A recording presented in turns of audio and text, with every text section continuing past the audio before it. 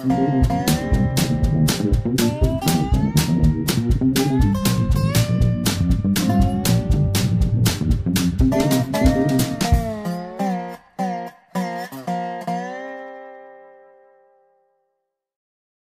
this is Dave Monk, your Prairie Monk, WEFT, Champaign 90.1 on your FM dial. And Dave on the erstwhile board. Is that the right use of that word?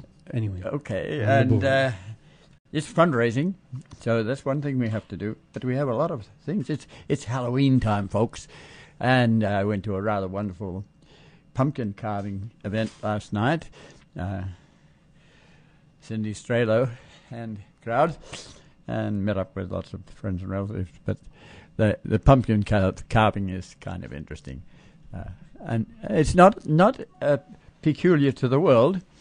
I called Australia, and they do some pumpkin carving, but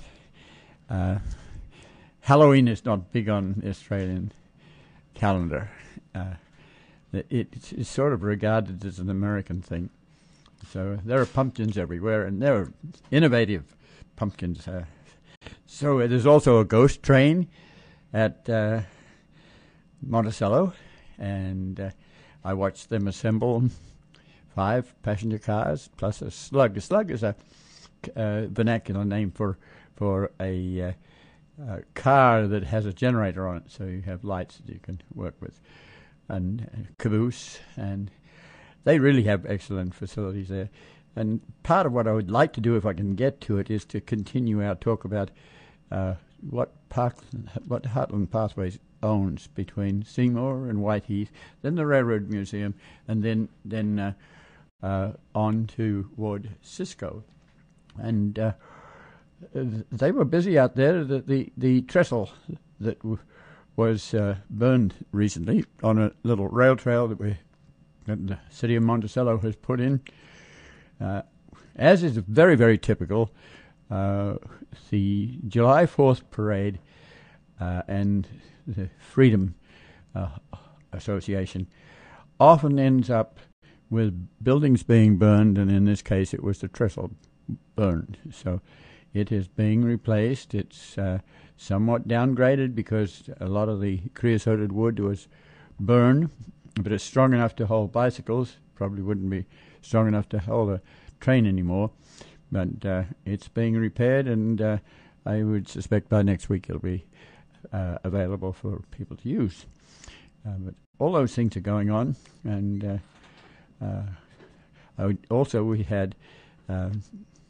we were preempted last week for homeless, so we didn't say much about a VIP field trip, a working day for voluntary Illini projects. And I'd like to say something about that and about what we're talking about and what those sorts of student helpers would experience, and public helpers too. So first of all, Dave, why don't you say something about fundraising, because that's rather an important part of our activities. We don't really have a list of what it costs to run a 1 hour of show like we have, but WIL is starting to do that sort of thing, so that lets you actually know what it costs to be doing what we're doing. And Dave is better than I at doing some of this sort of fundraising, but please listen and please help. Talk programs don't traditionally draw a lot of money, but really they cost to do, especially if you have call-in phones and things like that. Yeah, go ahead. Okay, well, basically, the way we usually think of it is it takes about one regular $40 pledge to cover the costs for WEFT to be here for one of our programs. So for that, call that, say, a 2-hour period. That means that if somebody calls in now and makes a $40 pledge, the electricity to keep the lights on in this building, to keep the furnace going in the wintertime and the air conditioning in the summer, and the power necessary at the generator will use up their pledge by the end of the 2 hours for a normal length show. Now, this show is, of course, only 1 hour. That means we need to hear from folks fairly regularly. We can't have just one person pledging this week and that's it until 6 months from now, because there are going to be another 25 programs between now and then. We really do, therefore, need people to well, of course, this is a really bad hour to have people going to the phones. When you don't hear us talking on the air, you can certainly go to your telephone and call us here at 217-359-9338. An even better way, you can go, even if the station were off the air, even if people are talking on the air so you can't call us here, if you go to our website, WEFT.org, believe me, right up at the very top, there's a banner that says Donate Now. And we would love for you to go there and make your pledge. We have passed the end of our official, when we spend a whole lot of time talking about it on the air for this fall pledge drive. That doesn't mean we've made our goal. We're quite a ways from it. But we recognize that not everyone can actually make it to our website or to their telephone during that window when we actually tell you exactly why we're here and exactly why we need your help. From now until next pledge drive, you're more than welcome to go to WEFT.org and make your pledge. If you'd simply like to mail us a check, you can send your contribution, make the check out to WEFT, of course, and send that check to WEFT, P.O. Box 1223, Champaign, Illinois, 61824. Again, our basic membership level is merely $40. That has not changed in the entire time that I've been here at the station, which is well over half the station's existence at this point. But we're still saying $40 is enough for you to help to keep this station on for several hours. And if you're the person to take care of the next couple of hours, the next person will take care of the few hours after that. And seriously, it will be a relatively easy matter for everybody listening to make a contribution to keep this station up and running. Thank you. We, from time to time, mention people who passed, and this last little while, Mona Golden passed, and she had been a powerhouse in the NOW, a National Organization of Women, and did a lot of community work. We'll miss her. Arnold Clute, who was a professor of soil science, his specialty was soil water movement, which we get into a lot because we have a prairie at Rantoul, which this week was very wet because of rain. And so I'd like to remember those people who have done quite a lot of things and move on. So the first thing I would like to do is mention the Rantoul Prairie, which received a lot of attention from voluntary Illinois Illini projects, which gave us 42 students. And so I'll run through some of the things we do. First of all, we'd like to give credit to the Illini projects. They have been working with us for years, and they call up sometime in advance and ask for our involvement. And some of our projects are out of town, so it's a little bit difficult. Our Rantoul site is 18 miles away. So there's some organization in the background, and it's a matter of getting buses together and getting drivers who know where to go, and then having them come back and pick up another group and go to a different place. So some organization behind this. In our case, we're lucky to have a bus driver and a bus owner. He has a fleet of buses, but he was a shorter bus, so he came with a rather brand new borrowed bus from, I think, the school system, and that created a little problem because Dave had to answer the cell phone. He was up there at Rantoul too, so there is. Tell a little bit about your answering the phone to the bus driver, because he had a hard time getting through some of our vegetation. Oh, actually, I actually got to talk with somebody else. Barb, you may remember, was up there. Uh-huh. And so I didn't actually talk with the bus driver himself. I talked with a woman named Barb, who I found out you had actually worked with previous week sometime, Yes, I gather. the day before. Just the day before. And Let me tell you that Bob is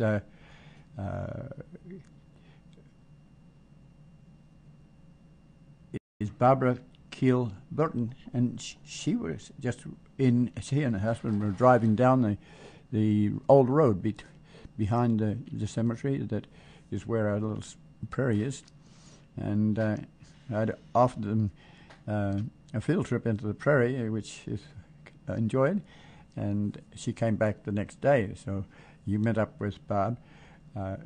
In that time, she'd managed to get onto Facebook with us and ask some questions, and she was following the students. And so we had students, but we had also public. And the public people helped to, including David, to organize things. But the bus driver arrived, and he couldn't go through our overhanging trees without scratching a brand new bus, which is not the thing to do. So the students had to walk in. So I think David handled that, and they did walk in and arrived. So we tend to like to let people know what we're doing and why. So I give a little lecture on what the site is. Let's remind you that the site is just a mile north of Rantoul. It is on the west side of the current Highway 45. If you're the bus driver, you have to drive through the cemetery to the old Route 45, which is also known as the old road to Egypt, because it used to go south to places like Cairo, where there are a number of names that are sort of Egyptology, when Egyptology was a craze and people were looking at pyramids and associating with Egyptology. So it's also a place where the highway went in on the east side of the cemetery. It went around the cemetery rather than putting a highway behind it, probably because there wasn't enough room behind to put a dual highway. I mean, it's intended to be a dual highway, but the second leg was never built because in between times 57 was put in, and 57 took the traffic. So we got to be able, as Heartland Pathways, to buy a triangle on the north side of the cemetery between the little old road and the new 45. And so the students arrived walking up the old road, and then I wanted to explain that they were on a moraine, a Bloomington moraine is the name of the moraine. It's a part of continental glaciation where in ice times, 10,000 years ago was the last ice major move south or retreat north, and the glaciation skidded across mountains that were rather rich in minerals and the rock and rubble that was brought to places like Champaign County. That ice sheet may at some stages been 200 feet deep, but later in the retreat of the Ice Age, it would probably be not more than about 4 feet on top of the moraine. The moraine is where that continental glacial sheet would have dropped its gravel that had brought in the glacier or under the glacier or on the glacier. And so some of the stones that students could look at had striations on them that showed that the gravel had been scraped across the ground on its way south. Well, 10,000 years ago, that glacier retreated, leaving this mound of glacial till. It is not good soil at that time. It is often finely ground, but it has stones in it, and it also has glacial erratics. the glacial erratics, sometimes the huge ones further north would drop out because it was just the weight of a house-sized piece of stone would fall through the glacier and deposit. So if you're going north into Canada, you'd find these remnant glacial erratics. They're called erratics because they drop just anywhere, and you might have a big one in your backyard and not know it. It might be covered with soil.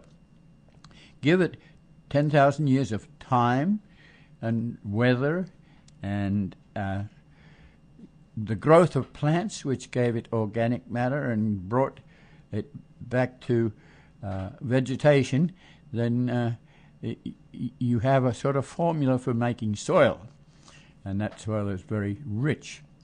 In this case, the students were all standing on this slope of the glacial moraine.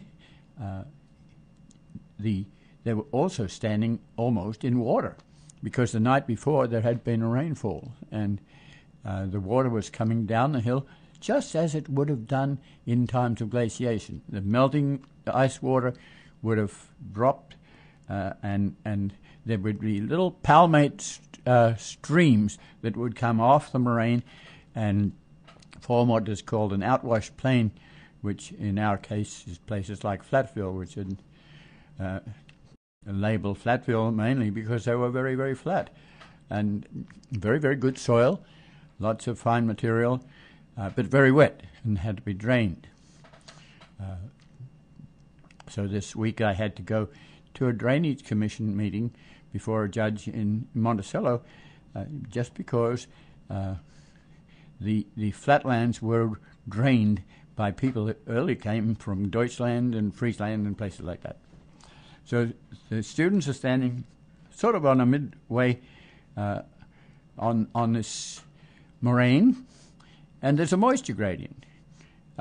So they're in a wet location. Sometimes it's a perched water table where just gravel underneath was more clay and it held the water. Sometimes it's a little stream. Sometimes it's a braided stream, so it's very spread out. If you make a transect up the moraine, you would find wetland species low and dryland species high. On the high spots, there's quite a bit of loess where the glacial meltways dried up and deposited very sandy, very, very clay sort of material that is very wet and sloppy when it's wet and very hard and when it's dry. So you have the dry species there, and then as you go down the hill you get things like big blue stem, Indian grass, switchgrass that are sort of medium territory in terms of moisture, and then low spots you would find something like cordgrass. That's just dealing with the grasses. There are also all the broadleaves that do the same sort of thing. They find niches, and so there are niches of moisture, there are niches of sometimes crumholtz or windiness. They can handle wind. So it's a little more complex than saying just one or two species. So we have that diagram in your head. Then we want to say, how did this get saved?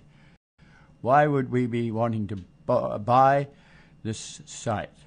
Well, this site is adjacent to two railroad beds, and the two railroad beds are wide enough and I was going to say ugly enough. They're not being cared for areas, but there's a whole slug of original prairie on these sites because the railroads went through in a linear fashion, and the vegetation on either side remained. So these are remnants, and we cherish those remnants. And so we bought the 9-acre gravel pit, and 8 feet of glacial till had been removed from that site. So this is going back to that era when you had the glacier retreating because of the warming climate. So imagine that when you had 4 feet of ice left and it was dribbling off into the outwashed plain, there might have been a mammoth up there. There might have been an Indian with arrowheads that we find in bones. So they were obviously hunting on the ice, just as an Eskimo would do.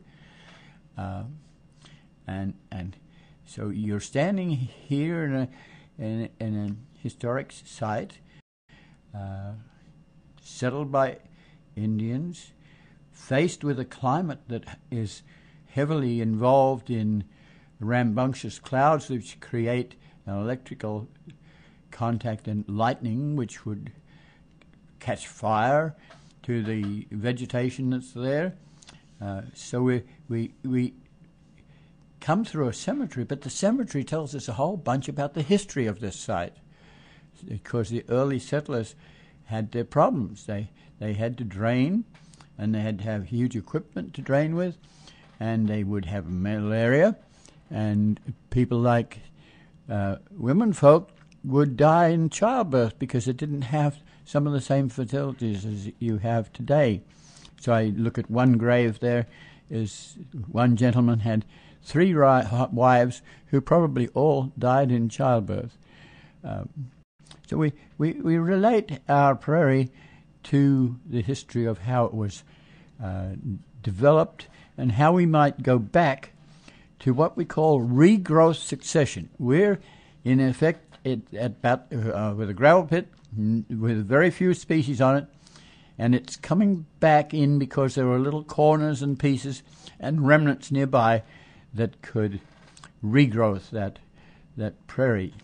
So we bought it mainly for its interest as a regrowth prairie. It's not your pristine prairie by any means.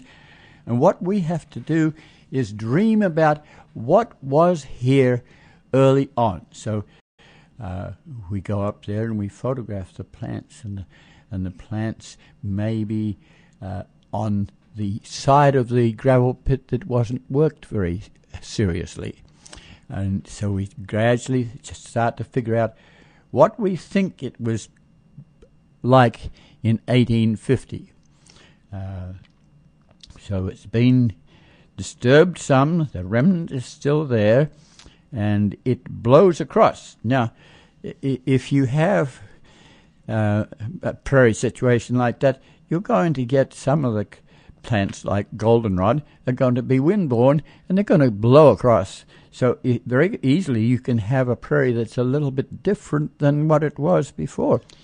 And then if you have meadow voles and others that take the nice little proteinaceous seed and they move across, so you can have humans that also pick seed and distribute it on such sites. And if they find that Liatris or blazing star and purple coneflower are interesting, they might be encouraged to encourage those species.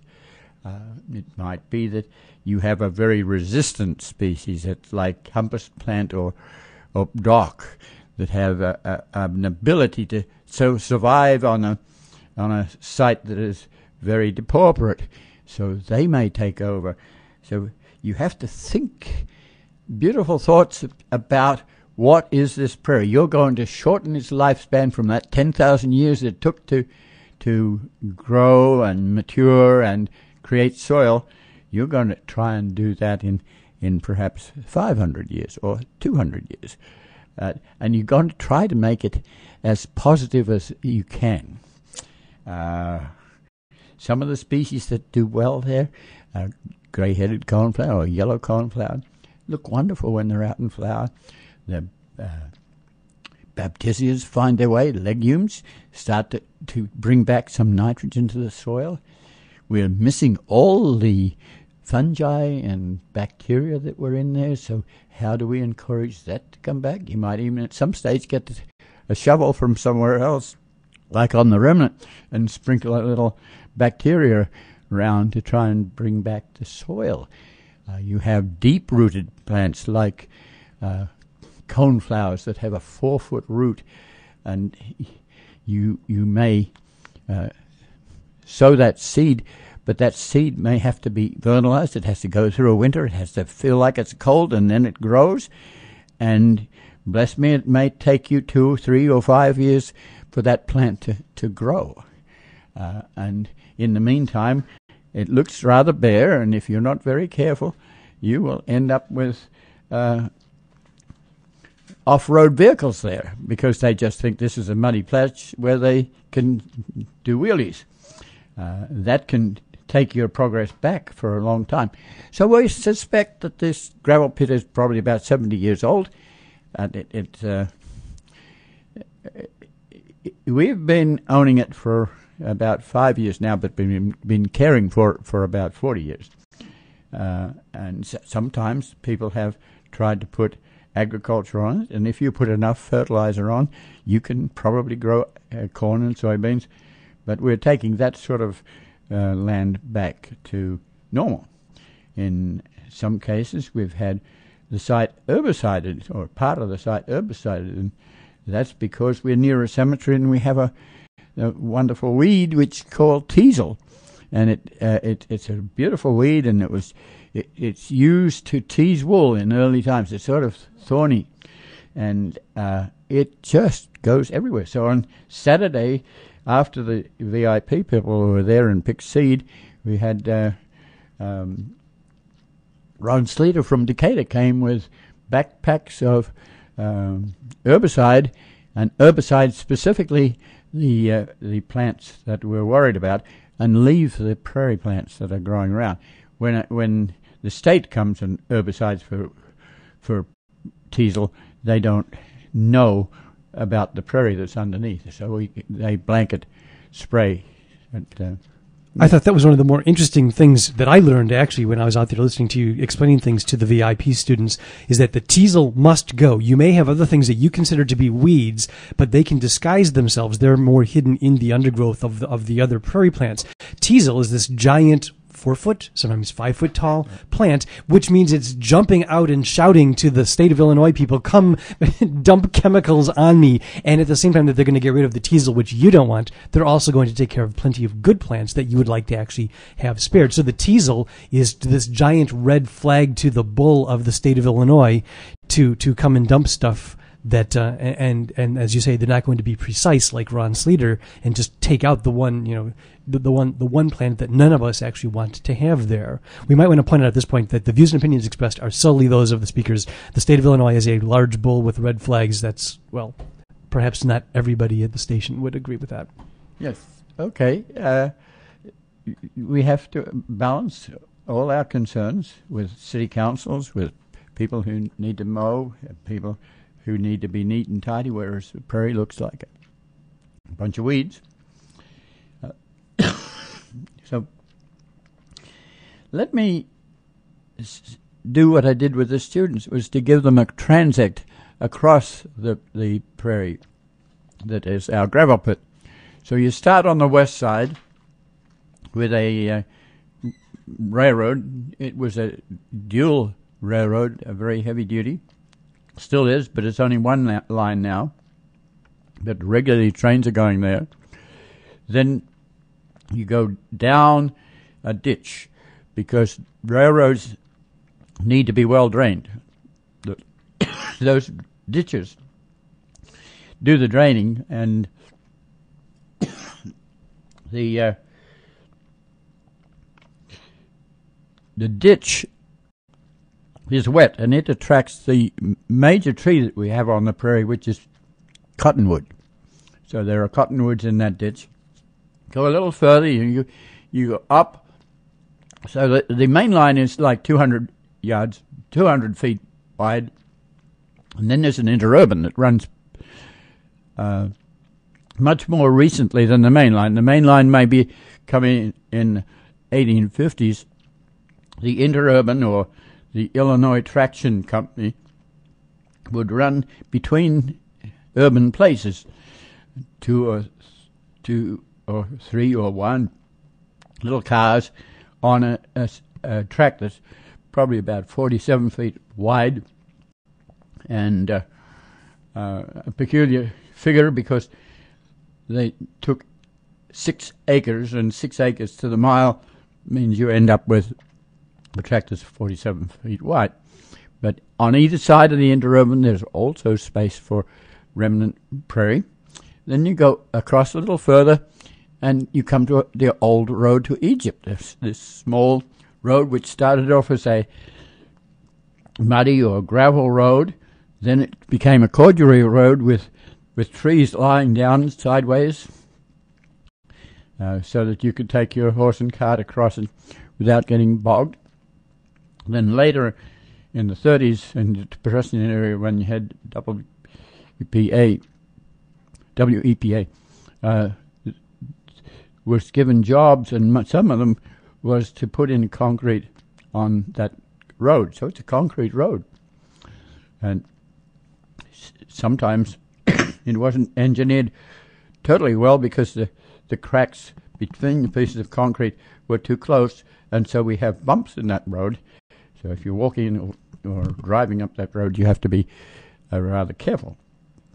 And then you go, still going east from west to east across the gravel pit. 8 feet of gravel has been taken out for road building and probably sold by the people who owned that triangle at that time, which was likely to be the family that owned the Champaign-Urbana sign company. It was the Pope family, and a member of the Pope family in 1928 bought that triangle because when you came down that road, your lights would shine on billboards. So it was a billboard advantage. The billboard advantage disappeared later when the traffic went to 57. So then that's when we bought the site. Going further across this 8 feet of lost glacial till, that means the topsoil is gone too. So what we're doing is taking small plots of ground where there's a few prairie plants have taken start, and they gradually have started to improve the soil. So they're little islands of regrowth succession. And then you go across, then you have to go up because the new 45 went around the cemetery and created that bend that was advantageous to advertising people. So that is an area that has not been disturbed at all because there was 2 lanes to go in and only one went in because of the 57 decision to take the traffic to the west. Okay, we're now higher, and in the Department of Transportation has used that vacant bed to plant ash trees. And those ash trees at the moment are suffering from a disease called emerald ash borer. It's a little insect that gets in there and eventually the ash tree dies. But of interest to us is the fact that the prairie is coming spontaneously back into action where the trees are no longer shading it and the prairie needs lots of light. It's there. And the prairie goes over to the embankment of the modern day 45, and as you drive north, as you drive south, you can see the purple coneflowers and the liatris, and those plants are a little more aggressive. There's probably 8, 10, perhaps even 30 different species. There's Ruellia, a prairie petunia. There's every once in a while we'll find a New Jersey tea or ceanothus. We'll find that the sulfiums, the rosinweed, the docks, the compass plants, and sometimes we'll find that they will hybridize. So if you're a botanist and you're curious about a plant that looks like dock and looks like compass plant, it may be a hybrid. We like to have that site where you have an embankment through which the road moves up the hill. We'd like that to be a visible, and we'd like a no-mow policy there. And the plants are indeed growing. As the road goes around the cemetery nearby, the old road is mown with a lawnmower, so we have Buckley's chance of doing anything there to restore that, unless we get to have an interested group of people who can force that situation. If we were looking at the south side of the cemetery, there's a possibility of a very wet area, which would simulate what was here when we settled. So we look at this site rather jealously. I was up there on Saturday taking photographs of the water coming down off the top of the Bloomington Moraine, and it's all over. If you put your boots on, you're going to still get wet feet. But I enjoyed then stopping and taking people on the field trip so they knew what a prairie plant was. Many people don't know. Some people from the Chicago area know very well, because Chicago has quite a few prairies. So once we've done a field trip and included some of the plants that we like to see, like a prairie clover, purple prairie clover, just some of the more elegant plants that we'd like to see come in. There's bee balm. It's a rough, tough prairie, but we don't have a lot else. The only places where our prairies are along these sort of railroad line sites. That's why Heartland Pathways has 33 miles of prairie in another direction that I'd like to get to a little later. So then there's a matter of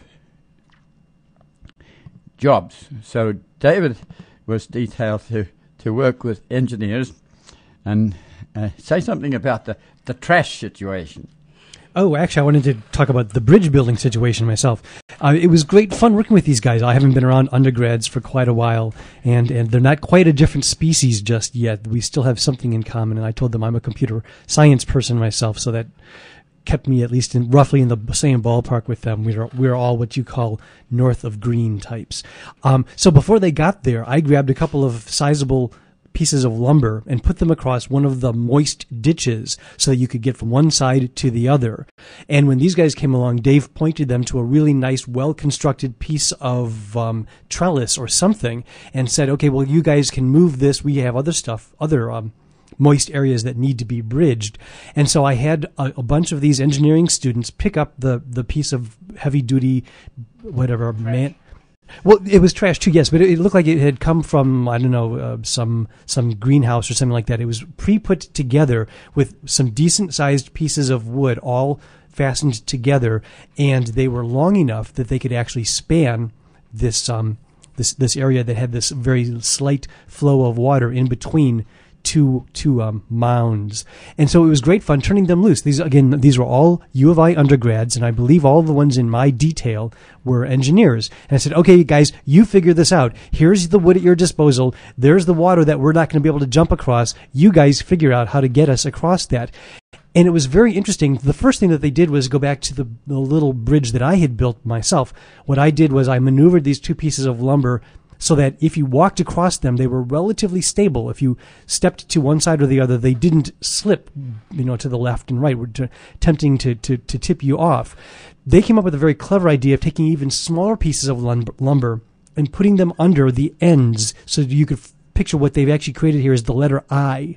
I had created the long center of the letter I, and they used short pieces of lumber to be the cross beams at the other end. That means my pieces of lumber will now sitting on nice, evenly flat pieces of wood and made it even more stable.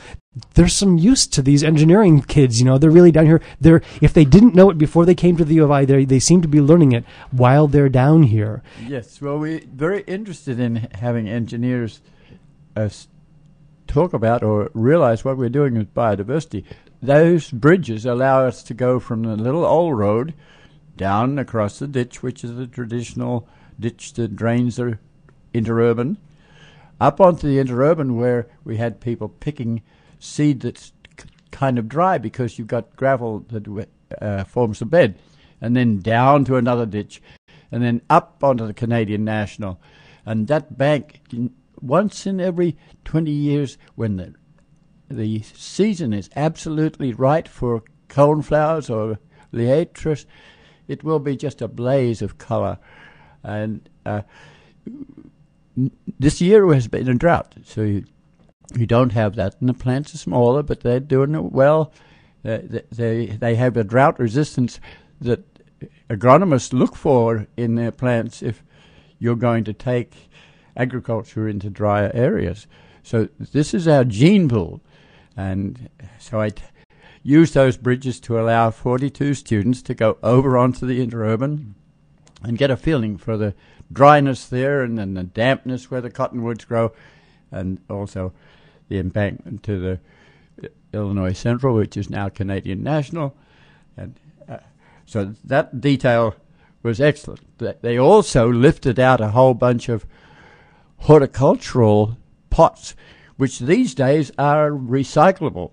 So why a horticulturalist would dump so many pots and baskets and whatever, we don't know. But this goes on. So they emptied out all the dirt out of the pots, and they're ready for us to pick up the recyclables and bring them to a spot where we can move them along. There were also tires and lots of wood from trees and things like that. We don't own the road, so we can't complain too much, but a lot of this trash moves over onto our territory too. So next detail was a bunch of groups of 10 students that would pick seed, which was very good. I had to oscillate around and explain which plants to take, but we didn't select plants. We just took all the seed that was left, because late in the season there's not much seed there, and we need to plant this around the edges of the site on adjacent areas that have been depauperate, but we have roughly the seed that we hope was what was there in the 1850s when the area was settled. So that detail was very good, and they'd ask questions. They'd find plants that looked weedy, like clover, and ask questions about it and learn about it. And I think some of these people will come back either to us or to prairie preservation groups across the Midwest. So we thought we were doing some good education work. The lady who came by on and her husband, who came by on the Friday and was sort of amazed at what we were doing, came back on the Saturday, and she took photographs. That was very handy. She also commented that we didn't have a toilet, and so where could people go? Well, find a tree, but we tend to cut the trees out of the prairie because prairies didn't have many trees. They had some cottonwoods where it was wet, but we have to think about that. Or maybe when we have so many students at one time, we should have a Midwest potty house somewhere installed for the day. So our public people came. Dick Bishop put in fence lines to help us explain to the state when they come with herbicide for taking out teasel that this is private property. It's not Department of Transportation territory. So we're making a statement. So Dick was there with student helpers putting in a fence line. Another detail was taking out the visible fruiting bodies that belong to teasel. They've dropped their seed by now, which is kind of unfortunate because it's a lot of seeds there. But they took out the fruiting bodies that get seen by people who have a detail to get rid of teasel and not knowing that it's prairie underneath. So that was very good. We moved those teasel plants out onto the roads where the seed can fall and it doesn't really go anywhere. So the bus driver came back and picked people up, he had said that we would be entertaining the students. He told them that he'd been here before and he was interested in what we do and knew where to come. And so just that interaction of other people that were there and helpful was very good. So I think that's probably enough to let you know what we were doing with students at Rantoul. Let's play just a little bit of music for a moment, and we'll change territory. Righto. So what we have here is the same music that we heard a little bit of last week. The Duke of Uke have a new album out called April's Empire. We're going to give you just a minute or so from a song of theirs called Something to Believe here on WEFT Champaign.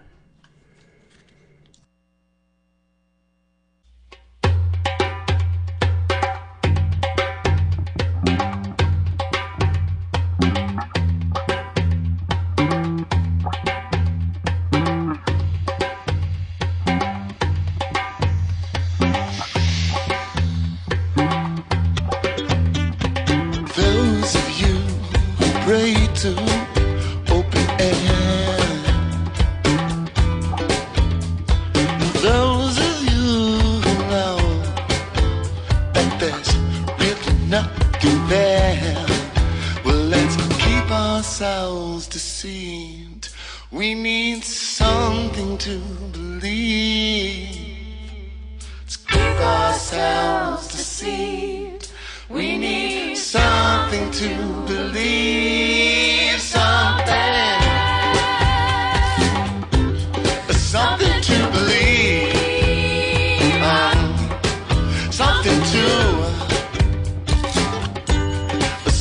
to believe. That's a place human face upon the sky. The seas are stumped from far below and knows a reason why. So let's keep ourselves deceived. We need something to believe. Let's keep ourselves deceived. We need something to believe. Once again, music from the Duke of Uke and his Novelty Orchestra. That's the first minute and a half or so from a song of theirs called Something to Believe from their brand new disc called April's Empire. So while we were listening to that music, I leaned over and I was talking to Dave. There's a sort of a conflict that I get as the amateur sitting here. Part of Dave's message comes across to me as though when the glaciers came through, they tore down everything that was in their path, basically almost leveled everything, smushed it all together, ground it all up, and then as the earth warmed again afterward, the glaciers melted and they left a fairly homogeneous mass behind that settled down, and Illinois came away with the most fertile farmland in America. But from talking with you, of course, the people who owned the Pope, what's now the Pope Prairie, had huge amounts of gravel, meaning that at least in some places it was relatively easy to get something that wasn't beautiful, dark soil. It was gravel that you could turn off and you could sell to other people and whatever. So can you talk just a little bit about how uneven perhaps the terrain was after the glaciers had again picked a bunch of stuff up and then on the other side dumped a bunch of stuff and left it behind them? So think of the glaciers, the continental glaciers, like a big mushroom. You know those Montebello mushrooms, and there's big lobes coming down from the north, and they are carrying on top and inside and underneath gravel. If you had a valley, well, water-worn valley, it would fill the valley in. So the old geology is still there, and it would keep coming south, and it might be 1,000 years at one place. I don't know how long the glacier stayed at Bloomington before the climate changed. If it got colder, the glacier would go further south.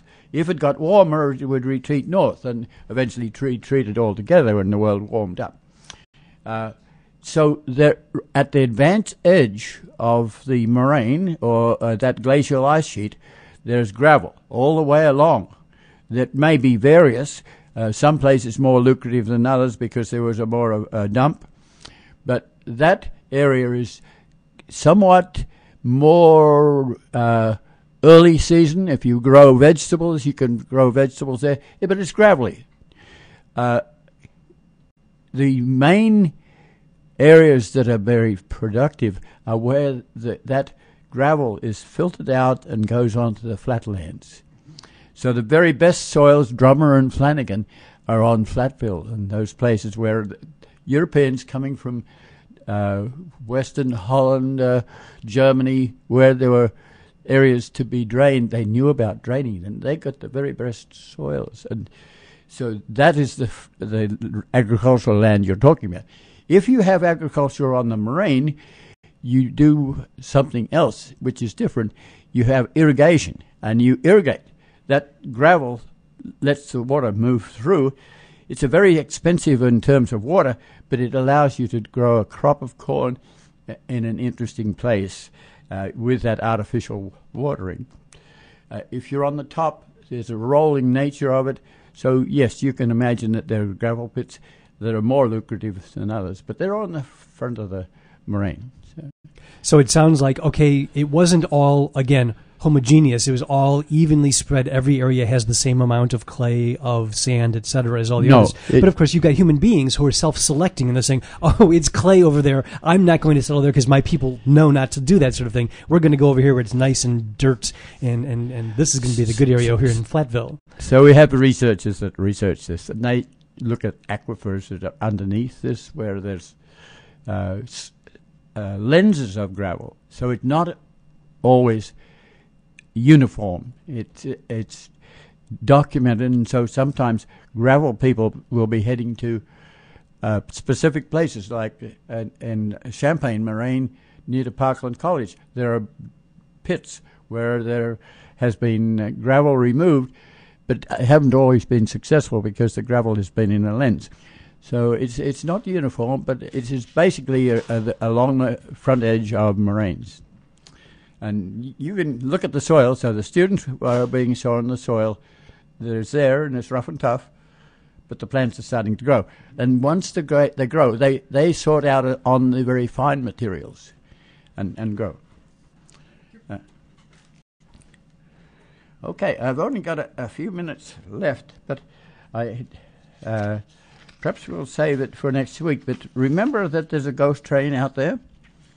Remember that we will come back and talk about the holdings that Heartland Pathways has and that are valuable. And we want to stress to you that these sites are sites that we haven't publicized a lot, so we're very glad to have people like the voluntary Illini projects to come and find out. So you were talking about engineers, but we were also talking about business people who often are looking at a dollar productivity, whereas we're looking for a genetic gene pool from which you won't generate money perhaps for 500 years, but in 500 years' time you might find something that is a biochemical that will save your life and allow you to live to 100, and then it becomes important. That early research doesn't pay off so well until it gets successful. So until 1936, we did not have corn. We did not have soybeans. Going around the world and picking up soybeans and breeding them, we then have soybeans. But in the future, we might want to plant the soybeans for 20 years and mow them, rather than planting each year and having a lot of erosion go down into the Mississippi and destroy the Gulf ecology. So we're looking at non-productive fundamental research at the moment and eventually those botanists will find the biochemicals and utilize them. And, I should say something about the court hearing. I had a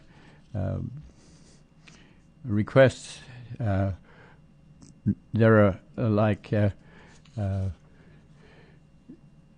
20-odd farmers who are in a drainage commission with 3 drainage commissioners, and they're looking at an area that is near to our right-of-way, and we have to pay for. It's a fairly heavy payment to drain this area, and that's exactly what we're doing early on.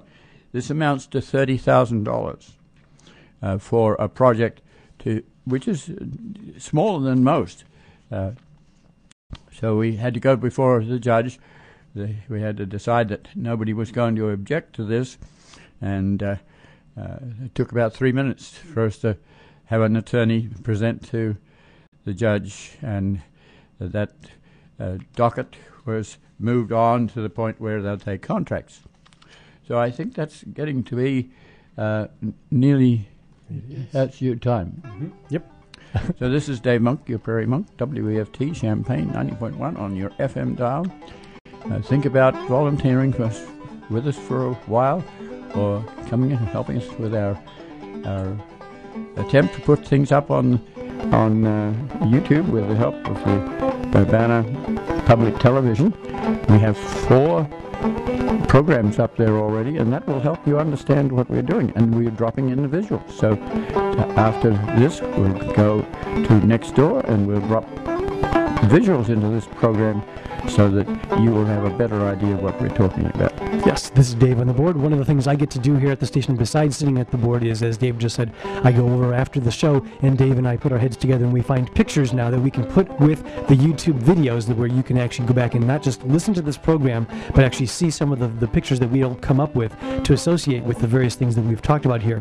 That's what I can do behind the scenes. I can actually do some hands-on volunteer work. If you don't have the time to actually put that hands-on time in to help here at WEFT, how about just helping to fund for it so that we're here Sunday mornings for you to tune in? So consider making a contribution now. The phone number 217-359-9338, or again, simply go to the WEFT website, WEFT.org. Please make a contribution. Help us to be here week in and week out so that you can find out something about your community.